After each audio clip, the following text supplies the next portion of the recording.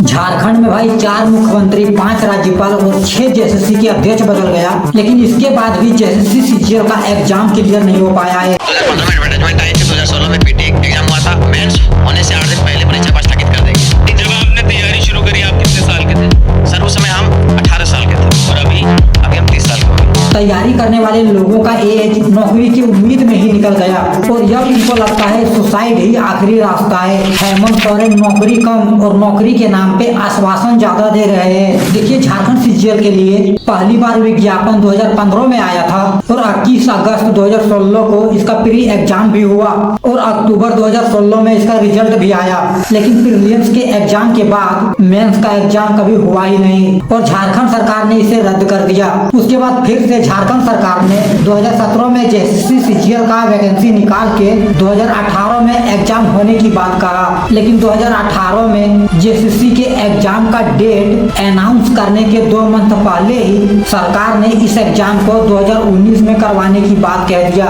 लेकिन 2019 में रघुवर दास के चुनाव हारने के बाद हेमंत सोरेन सीएम बने और इनके सीएम बनने के बाद इन्होंने 2021 में सीजीएल का एग्जाम करवाने की बात कह के इन्होंने 2021 को नियुक्ति वर्ष घोषित कर दिया और 2021 में जब एग्जाम हुआ तो कुछ स्टूडेंट सरकार के नियमावली को लेकर कोर्ट पहुंच गए और कोर्ट ने झारखंड सरकार के नियमावली को ही रद्द कर दिया, जिसकी वजह से झारखंड सरकार को फिर से एग्जाम को रद्द करना पड़ा। उसके बाद इसी एग्जाम के लिए 2022 में फिर से आवेदन लिया गया और अगस्त में एग्जाम कराने की बात कही, लेकिन फिर से एग्जाम टल गया और इसके 2 साल बाद 28 जनवरी 2024 को एग्जाम हुआ तो भाई पेपर लीक हो जाने के कारण एग्जाम को फिर से रद्द करना पड़ा। इस दौरान भाई 7 बार एग्जाम का डेट बदला और 8वीं बार किसी तरह से एग्जाम हुआ भी तो पेपर लीक हो गया। पिछले 10 साल से भाई जेएसएससी सीजीएल का एग्जाम चल रहा है, लेकिन इसके बाद भी झारखंड सरकार इस एग्जाम को क्लियर नहीं करवा पाया है। हेमंत सोरेन के पास क्रिकेट खेलने के लिए टाइम है,